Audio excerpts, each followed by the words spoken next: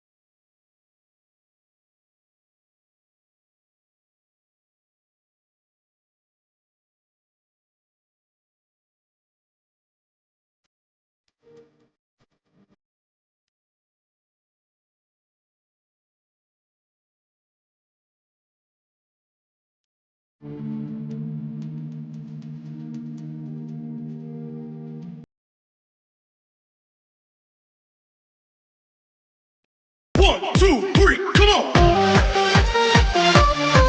สำหรับคุณผู้ชมที่มีความสงสัยในเรื่องระบบการกันสั่นของ Gopro 8 รุ่นล่าสุดตรงนี้นะครับก็คงจะได้คำตอบแล้วแต่ว่าทั้งหมดทั้งมวลนี้นะครับต้องบอกก่อนว่าเอาไปยืนยันอะไรไม่ได้นะครับเนื่องจากว่ามันเป็นการทำการทดสอบแบบพื้นๆบ้านๆที่ตัวของเราเองครับไม่สามารถเอาไปอ้างอิงเป็นหลักฐานว่าเฮ้ย